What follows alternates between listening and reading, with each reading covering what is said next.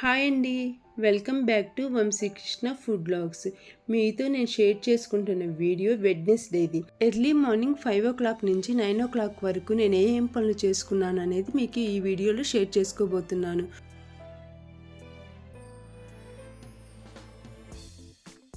ఇప్పుడైతే 5 o'clock అయ్యిందండి. నేను బయటంతా శుభ్రం చేసేసుకుని ఇట్లా ముగ్గు వేసుకున్నాను. తర్వాత ఇల్లంతా శుభ్రం చేసేసుకొని పూజ కూడా చేసుకున్నానండి. ఈ పూజ అయ్యేసరికి 6:30 అయ్యింది. బయటకు వచ్చి చూస్తే వర్షం అయితే బాగా పడుతుందండి. నేనైతే ఒక 5 minutes ఈ వర్షాన్ని చూస్తూ అలాగే ఉండిపోయాను. కానీ చాలా బాగా అనిపించిందండి ఇలా వర్షం చూస్తుంటే. ఫస్ట్ అయితే నేను పాలు కాస్తున్నానండి. పాలు కాచేటప్పుడు నేనైతే ఆల్మోస్ట్ అక్కడే ఉంటానండి. పాలు కాచిన తర్వాతే నేను ఏ పనైనా మొదలు పెడతాను. బ్రేక్ఫాస్ట్కి నేను ముందు రోజే ఇలా స్వీట్ కార్న్స్ ఒలుచుకొని ఫ్రిడ్జ్లో పెట్టుకున్నానండి. నేను ఇప్పుడు దీంతో బ్రేక్ఫాస్ట్ ప్రిపేర్ చేస్తున్నాను.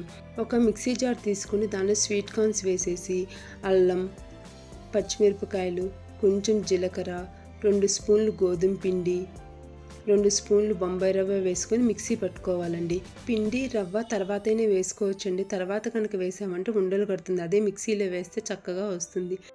ఈ స్వీట్ కార్న్ దోశ చాలా బాగుంటుందండి. అల్లం ఫ్లేవర్ వచ్చి చాలా బాగుంటుంది. నేనైతే ఈ దోశలోకి చట్నీ అయితే ఏది చేయనండి. నేనైతే ఇలాగే దోశని తినేస్తాను. పిల్లలకైతే కొంచెం టమాటా సాస్ వేసి పెట్టండి. ఈ దోశలు అయితే వాళ్ళు చక్కగా తింటారు. నేనైతే ఈ బ్రేక్ఫాస్ట్ని హెల్దీ బ్రేక్ఫాస్ట్గానే అనుకుంటానండి. చాలా బాగుంటాయి. పెద్ద నుంచి పిల్లల వరకు చక్కగా తింటారు. మీరు కూడా ఈ స్వీట్ కార్న్ దోశని ఒక్కసారి ట్రై చేయండి. మీకు నచ్చితే కనుక కామెంట్ బాక్స్లో కామెంట్ చేయండి. ఈ దోశలు వేడివేడిగా తింటే చాలా బాగుంటాయండి.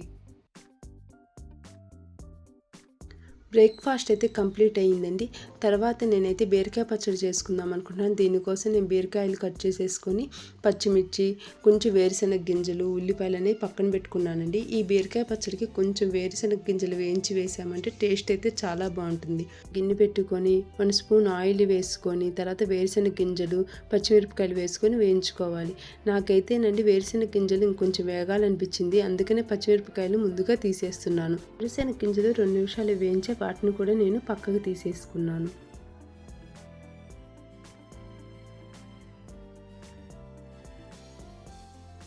కట్ చేసుకున్న బీరకాయ ముక్కల్ని వేసుకొని దీనిలో పసుపు, ఉప్పు వేసుకొని ఒకసారి కలుపుకోవాలి. తర్వాత కొంచెం చింతపండు వేసేసి ఈ బీరకాయ ముక్కల్ని మగ్గించుకోవాలి.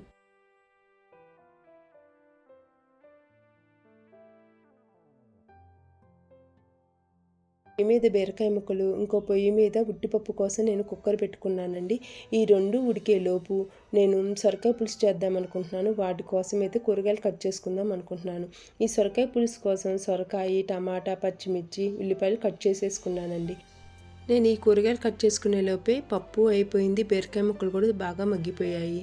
ఇప్పుడు వీటిని తీసి పక్కన పెట్టేసుకుందాం.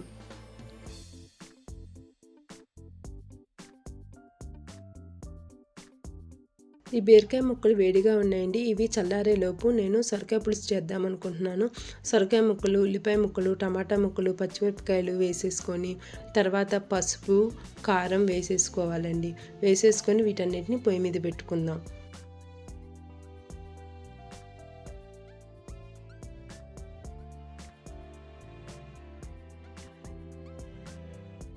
ఇప్పుడు కొంచెం వాటర్ వేసుకొని ఈ సొరకాయ ముక్కలు, టమాటా ముక్కలను ఒక 10 నిమిషాలు ఉడకనిద్దాం. ఇలా 10 నిమిషాలు ఉడికిన తర్వాత దీనిలో చింతపండు రసం అనేది వేసుకోవాలండి. ఒక 10 నిమిషాల తర్వాత ఉడికిన తర్వాత ఈ చింతపండు రసం వేసుకుంటే ముక్కకు బాగా పడుతుంది. చింతపండు రసం వేసుకున్న తర్వాత ఒక 10 నిమిషాలు ఉడకనివ్వాలండి. తర్వాత ఆల్మోస్ట్ ఈ సొరకాయ పులుసు అయిపోయింది. దీనిలో కొంచెం బెల్లం, వెల్లుల్లి, కొత్తిమీర వేసేసి ఒక 5 నిమిషాలు కనుక పులుసు మనం మరిగించామంటే సొరకాయ పులుసు రెడీ అయిపోతుంది. ఇప్పుడు చల్లారనియండి. ఇప్పుడు ఒక మిక్సీ జార్ తీసుకొని ముందుగా వేరుశనగ గింజలు, పచ్చిమిరపకాయలు, కొంచెం జీలకర్ర, వెల్లుల్లి వేసేసి ఒకసారి మిక్సీ చేసేసుకుందాం. చేసుకున్న తర్వాత ఇప్పుడు బీరకాయ ముక్కలను వేసేసి వీటిని కూడా ఒకసారి మిక్సీ చేసేద్దాం. అంతేనండి, చాలా సింపుల్గా ఈజీగా బీరకాయ పచ్చడి అనేది రెడీ అయిపోయింది. సొరకాయ పులుసు కూడా రెడీ అయిపోయిందండి.